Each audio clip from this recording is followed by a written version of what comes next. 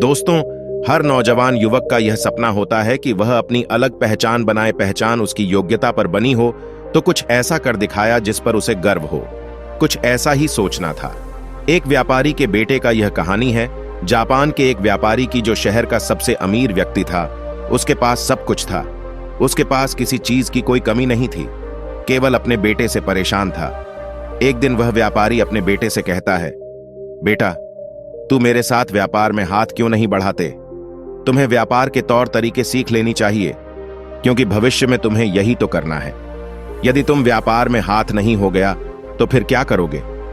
वह नौजवान युवक अपने पिता को कुछ नहीं कहता है, क्योंकि उसका व्यापार में बिल्कुल भी मन नहीं लगता था। वह दिन भर मार्शल आर्ट्स की किताबें पढ़ता, और जब भी कोई समुराई शहर में आता तो वह पूरा समय उसी के पीछे पीछे घूमता रहता।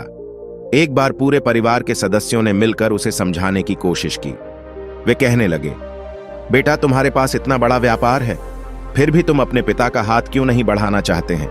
यदि तुम अपना व्यापार नहीं देखोगे तो फिर कौन देखेगा? इस पर वह नौजवान युवक जवाब देते हुए कहता है, मैं खुद के दम पर कुछ बनना चाहता हूं। मैं चाहता हूं कि मेरी एक अलग पहचान लोग मुझे जाने, और इसलिए मैं इस देश का सर्वश्रेष्ठ धनुर्धर बनना चाहता हूं।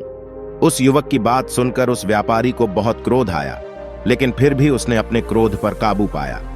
कुछ देर सोच विचार करने के बाद उस व्यापारी ने अपने बेटे से कहा, बेटा, अगर तुम यही करना चाहते हो तो ठीक है, मैं अगले 3 साल का समय तुम्हें देता हूं। यह सुन वह नौजवान युवक बहुत खुश हुआ। तभी आगे व्यापारी कहता है, लेकिन मेरी एक शर्त है। इस पर वह नौजवान युवक कहता है, क्या शर्त है?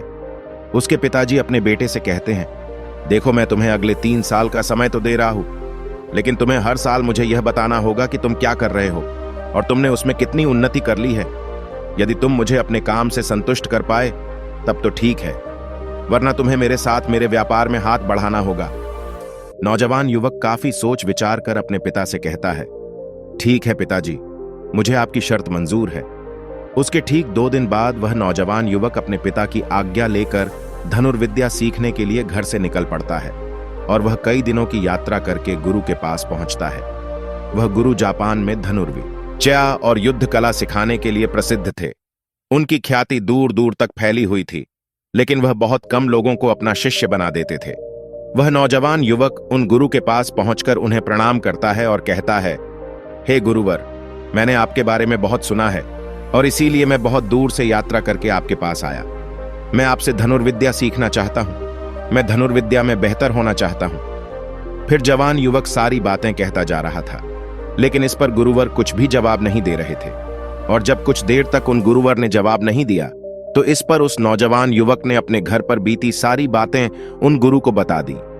उसने यह बता दिया कि किस तरह से उसके पिता ने उसके सामने शर्त रखी है कि यदि वह अपने जीवन में सफल न हो पाया, उसने अपनी जीभ में बहाना कर पाया जो वह करना चाहता है, तो उसे उनका व्यापार आगे बढ़ाना होगा। आगे वह नौजवान युवक उन गुरुवर से कहता है, हे गुरुवर, मैं आपसे वादा करता हूं, मैं पूरी कर्तव्य निष्ठा के साथ धनुर्विद्या सीखूंगा और मैं आपका समय बर्बाद नहीं करूंगा, इसलिए कृपया करके मुझे अपना शिष्य बना लीजिए। तभी उस गुरु ने उस युवक की तरफ ध्यान से देखा। उन्होंने देखा कि वह अपने साथ काफी सामान भी ले आया था और उसके साथ उसके 2 सहायक भी आए हुए थे।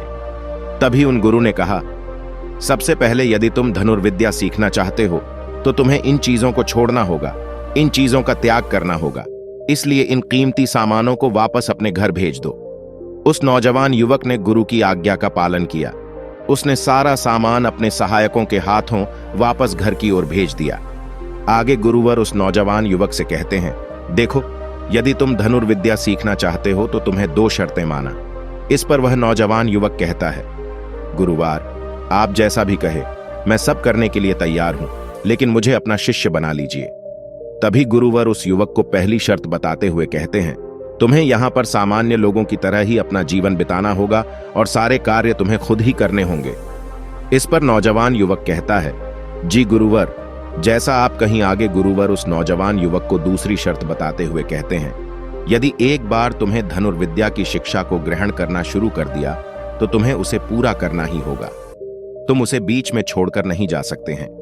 इस पर वह नौजवान युवक कहता है, ठीक है, आप जैसा कहें, मुझे मंजूर है। उन गुरुवर ने उस नौजवान को अपना शिष्य बना लिया। लेकिन वह नौजवान यह नहीं जानता था कि उनके सिखाने का तरीका बहुत अलग था।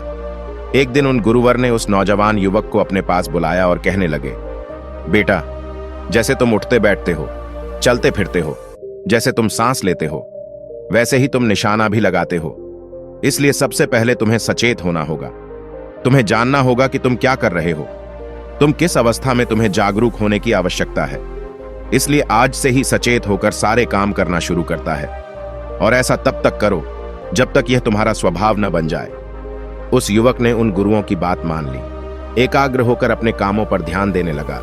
वह अपने चलने फिरने, अपनी सांसों पर ध्यान केंद्रित करने लगा। सुबह उठकर वह अभ्यास करता और ध्यान किया करता है। शाम के 6 बजे से वह एकांत रहता और ध्यान किया करता है। ध्यान करने के बाद करीब 9 बजे के बाद वह सो जाया करता है और ठीक सुबह 4 बजे उठकर धनुर्विद्या का अभ्यास करने लगता। और यह सब उसे एकांत में रहकर ही करता था। और यह सारी क्रियाएं दोपहर के 2 बजे तक यूं ही चलती रहती। और इस समय के दौरान न तो कहीं जाना और न ही किसी से मिलना। यहां तक कि उस युवक को किसी से बात करने की भी कोई अनुमति नहीं थी। और बचे हुए 4 घंटे अर्थात दोपहर को 2 बजे से शाम को 6 बजे तक वह बाकी सभी शिष्यों के साथ मिलकर आश्रम की देखरेख करता है। और वह नौजवान युवक भी अब तक पूरा मन लगाकर सीखने की कोशिश कर रहा था। लेकिन जैसे जैसे समय बीतता जा रहा था, उस नौजवान युवक का जोश ठंडा पड़ रहा था। अब उसके लिए उस आश्रम में एक एक पल बिताना बहुत मुश्किल हो रहा था। अब उस नौजवान युवक ने अपने गुरु की बातों को अनदेखा करना शुरू कर दिया था।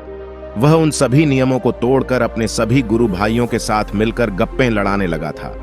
उन्हें अपने व्यापार की बातें बताना, उसके पास क्या कुछ है। और उस नौजवान युवक को इतना अमीर पाकर कई लोग उसके मित्र भी बन चुके थे, क्योंकि वह सोचते थे कि यह तो अमीर व्यापारी का बेटा है, कभी न कभी तो भविष्य में कोई ना कोई फायदा हमें अवश्य मिलेगा। देखते ही देखते उस नौजवान युवक और बाकी लोगों की दोस्ती और भी गहरी होती जा रही थी। अब से वह नौजवान युवक रात को सोने की बजाय अपने मित्रों के साथ मिलकर आश्रम से कहीं दूर भाग जाया करता था। जंगलों में जाकर गप्पे लड़ा था, मौज मस्ती किया करता था। और इस कारणवश वह सुबह उठ नहीं पाता था और इसी वजह से वह कभी ध्यान भी नहीं कर पाता था। एक दिन उन गुरुवर ने उस नौजवान बालक को अपने पास आया और से कहने लगे, बेटा, मैं जानता हूं कि तुम रात को आश्रम में नहीं रहते हो और न ही तुम एकांत में रहकर अभ्यास कर रहे हो। मैंने तुमसे पहले ही कहा था, यदि तुम्हें एक बार धनुर्विद्या की शिक्षा को आरंभ कर लिया तो तुम्हें इसे पूरा करना ही होगा। और तो और तुमने मुझसे वादा किया था कि तुम पूरी कर्तव्य निष्ठा के साथ धनुर्विद्या की शिक्षा को ग्रहण करो और मेरा समय बर्बाद नहीं करो। और यदि तुम ऐसा ही करते रहे तो 1 साल बाद जब तुम्हारे पिता तुमसे पूछेंगे कि तुमने इस 1 साल में क्या किया, तुमने उसमें कितनी उन्नति की, तो तुम उन्हें क्या जवाब दोगे? उस वक्त उन्हें क्या मुंह दिखाओगे? इस पर वह नौजवान युवक कहता है, हे गुरुवर, आप सत्य कहते हैं। जब मैंने शुरू किया था तो मेरे अंदर उत्साह था, मेरे अंदर धनुर्विद्या सीखने की जिज्ञासा थी। लेकिन तब मैं यह नहीं जानता था कि मुझे अकेले रहकर अभ्यास करना होगा। एकांत रहकर मैं थक चुका है और यह मुझे बहुत कठिन लगता है। मुझे एक एक पल जैसे मुझे काटने को दौड़ता है। जब भी मैं ध्यान करने बैठता हूं तो मेरा मन यहां वहां भागता रहता है और मैं ध्यान नहीं कर पाता, और इसी कारण मेरी चिंता और भी बढ़ जाती है। मुझे समझ नहीं आता कि यदि मैं ध्यान नहीं कर पाऊंगा तो मैं अपने अभ्यास को पूरा कैसे कर पाऊंगा। और साथ ही जब मैं एकांत में रहता हूं तब भी मेरे मन में तरह तरह के विचार चलते रहते हैं। मैं इनसे पीछा छुड़ाना चाहता हूं, लेकिन मैं इनसे पीछा छोड़ा नहीं पाया। इस पर गुरुवर मुस्कुराने लगे और उस युवक से कहते हैं, बेटा, जिस अकेलेपन से तुम भागने का प्रयास कर रहे हो, इस अकेलेपन में बहुत ताकत होती है। इसे तुम्हें समझना चाहिए।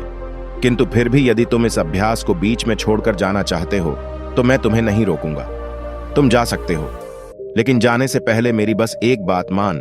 इस पर नौजवान युवक कहता है, ठीक है, बताइए आप क्या चाहते हो? तभी गुरुवर कहते हैं, बेटा, यहां से 1 दिन की दूरी पर एक बहुत ही बड़ा पहाड़ है। तुम्हें वहां पर पूरा दिन बिताना है और सुबह तुम्हें वहां पर एक बार नजर आएगा। उस बाज की हरकतों पर तुम्हें ध्यान देना है। ध्यान रखना, उसका तुम्हें शिकार नहीं करना है, बल्कि उसकी हरकतों पर तुम्हें ध्यान देना है। क्या कर रहा है, क्यों कर रहा है, उसे ध्यान से देखना है। उसकी हर एक हरकत को तुम्हें समझना है। और जब तुम अगले दिन वापस लौट कर आओगे तो मैं तुमसे केवल एक सवाल करूंगा। यदि तुमने उस सवाल का सही जवाब मुझे दे दिया तो मैं तुम्हें जाने से बिल्कुल भी नहीं रोकूंगा। उस नौजवान ने काफी कुछ सोच विचार किया और उसके बाद वह गुरु की बात मान जाता है। वह उन्हें प्रणाम करके उस पहाड़ की चोटी की ओर चल पड़ता है। देखते ही देखते वह एक दिन का सफर तय करके उस पहाड़ की चोटी पर पहुंच गया और उसने पूरी रात वहीं पर बिताए और अगली सुबह होने से पहले ही हाउस 5 को ढूंढने लगा। वह जब यहां वहां देख रहा था तभी उसकी नजर उस पहाड़ की चोटी पर पड़ी। उसने देखा कि एक सुनहरा बाज चट्टान की चोटी पर बैठा हुआ है और पहाड़ के नीचे घाटियों की ओर ध्यानपूर्वक देख रहा है। वह नौजवान युवक उस बांस को देखकर झुक गया और छुपकर उसकी सारी हरकतों पर नजर रखने लगा। उस नौजवान युवक ने देखा कि कुछ चरवाहे अपनी भेड़ बकरियों को उस घाटी में चराने के लेकर आए हैं और तभी उस युवक की नजर उस पर पड़ी जो एकदम शांत बैठा हुआ था। लेकिन तभी अचानक उसने उड़ान भरी और नीचे की ओर गोता लगाते हुए उन चरवाहों के पास पहुंचा। जब तक चरवाहों की नजर उस बाज पर पड़ती है तब तक उसने उन भेड़ बकरियों में से एक बकरी के बच्चे को अपने पंजों में दबोचा और उसे ले उड़ा। जब तक चरवाहे कुछ समझ पाते तब तक शिकार हो चुका था। वह नौजवान युवक यह देखकर बहुत हैरान रह गया। यह समझ चुका था कि आखिर गुरु ने उसे चोटी पर क्यों भेजा है। वहां से वापस अपने गुरु के पास लौट आया और उसने वहां पर बीती हुई सारी कहानी उन गुरुवार को बता दी। तभी गुरुवार उस युवक से कहते हैं, अच्छा तो तुम मुझे यह बताओ कि तुमने वहां पर क्या सीखा। तभी वह नौजवान युवक कहता है, गुरुवार को बाज बहुत ही चालाक है। काफी देर तक तो यूं ही शांत रहा, लेकिन जैसे ही उसे अपना शिकार नजर आया उसने शिकार तय किया और एक उड़ान भरी और उड़ान के साथ वह अपने शिकार को ले उड़ा। इससे हमें यह समझने को मिलता है कि वह पास बहुत ही चतुर और बहुत ताकतवर भी है और साथ ही साथ वह बहुत तेज भी है। इस पर गुरुवार हंसते हुए कहते हैं, बेटा उस बात को तुमने आज देखा है, लेकिन यदि उसे तुमने करीब 2 महीने पहले देखा होता तो तुम उस पर यकीन नहीं कर पाते। ऐसे बाज केवल पहाड़ी इलाकों में ही पाए जाते हैं और इन बाजों की उम्र करीबन 80 वर्ष की होती है। लेकिन जब इनकी आधी उम्र अर्थात जब इनकी 40 साल की उम्र पूरी हो जाती है तो यह शिकार नहीं कर आते से एक महत्वपूर्ण निर्णय लेना पड़ता है, क्योंकि इस अवस्था में उसके शरीर के 3 महत्वपूर्ण अंग भी असर होने लगते हैं। पहला पंजे, जो कि लंबे और लचीले हो जाते हैं और शिकार पर पकड़ बनाने में कमजोर होने लगती। दूसरा चोंच, जो कि आगे की ओर मुड़ जाती है और भोजन निगलने में मुश्किलें होने लगती है। तीसरा पंख, जो भारी हो जाते हैं और सीने से चिपकने कारण पूरे खुल नहीं पाते हैं। यह उसकी उड़ान सीमित करके भोजन ढूंढना, भोजन पकड़ना और भोजन खाना तीनों काम करना मुश्किल हो जाते हैं। उसके पास 2 ही रास्ते बचते हैं, तो शरीर छोड़ दें या फिर खुद में बदलाव करें। इनका शरीर मृत्यु की ओर बढ़ने लगता है, लेकिन इनकी विशेषता तो यही है कि यह बाज अपनी मृत्यु को स्वीकार नहीं करते हैं। जहां पहला रास्ता सरल और तुरंत समाधान देने वाले हैं, वहीं दूसरा अत्यंत पीड़ादायी और लंबा बांस पीड़ा चुनता है और खुद में बदलाव करता है। वह धीरे धीरे उड़ान भरकर किसी ऐसी जगह पर जा पहुंचते हैं जहां बहुत शांति होती है और वहां अपना घोंसला बनाता है। फिर वहां पर जाकर वो सबसे पहले अपनी कमजोर अर्थात अपनी उस मोदी हुई चोंच को पत्थर पर मार मार कर उसे तोड़ देते हैं। अपनी चोंच तोड़ने से ज्यादा पीड़ादायक कुछ भी नहीं। पक्षी के लिए अब वह इंतजार करता है चोंच के फिर से उगाने का। उसके बाद वह अपने पंजे भी उसी प्रकार तोड़ देता है और इंतजार करता है पंजों के दोबारा उगाने का। और देखते ही देखते इनके पंजों में नए नाखून आते हैं। नई जांच और पंजे आने के बाद वह अपने भारी पंखों को एक एक कर नोचकर निकालता है और प्रतीक्षा करता है पंखों का फिर से उगाने का। और इस क्रिया में पूरे 3 महीने लगते हैं और 3 महीनों के अंदर इन बातों का एक नया पुनर्जन्म होता है और तब उसे मिलती है वहीं भव्य और ऊंची उड़ान। पहले जैसी पुनर्जन्म के बाद वह 30 साल और जुटा है। ऊर्जा, सम्मान और गरिमा के साथ आगे गुरुवर इस नौजवान युवक से कहते हैं, तुम उस बात की तारीफ कर रहे हो जो अकेले रहना पसंद करता है, शांत रहना पसंद करता है, जो पूरे 3 महीने एकांत में रहकर तपस्या करता है, अपने आप को शिकार के लायक बनाता है, तब जाकर कहीं शिकार करने योग्य बन पाता है। तुमने देखा होगा कि जो भी ताकतवर इंसान है वह हमेशा एकांत ही रहता है, लेकिन जो व्यक्ति कमजोर है, जिसके अंदर तरह तरह की कमियां हैं, वह लोगों के बीच छुपने का प्रयास करता है। आगे गुरुवर उस नौजवान युग से कहते हैं, मेरी बात ध्यानपूर्वक सुनो। यदि तुम अपने जीवन में सफल होना चाहते हो, अपनी पहचान बनाना चाहते हो, तो सबसे पहले दिशाहीन से दृढ़ निश्चय वाले पाया। क्योंकि जब तुम खुद के लिए समय निकालते हो, जब तुम एक शांत रहने का चुनाव करते हो, तो तुम अपने दिन में जो भी काम कर रहे हो उस पर तुम ध्यान दे पाते, तुम सचेत हो पाते हो और साथ ही तुम किसी भी चीज पर सही निर्णय नहीं ले पाते हो। और एकांत आपको हमेशा कुछ न कुछ नया सीखा था ही रहता है। आगे गुरुवर उस युवक को दूसरी बात बताते हुए कहते हैं, आज जो मौका तुम्हारे पास है वह मौका तुम्हें दोबारा नहीं मिलेगा। इसलिए इस मौके की कीमत को समझो, क्योंकि तुम्हें एकांत खुद को बनाने के लिए मिला है। तू अपने जीवन में देखो, उसे समझो और उन कमियों को दूर करो। तुम तो बड़े शहर से हो और तुमने यह भी देखा होगा कि शहर के लोग अपना पालन पोषण करने के लिए दिन रात मेहनत करते रहते हैं ना, तो उनके पास सीखने का समय है और न ही एकांत में रहने का। इसलिए कभी भी खुद को जान तक नहीं पाते। यह अकेलापन की संघर्ष जिसे तुम व्यर्थ समझ रहे हो और जिसे तुम यूं ही बर्बाद कर रहे हो कि मौका तुम्हें कुछ बनने के लिए मिला है और यह मौका दोबारा लौटकर वापस नहीं आएगा।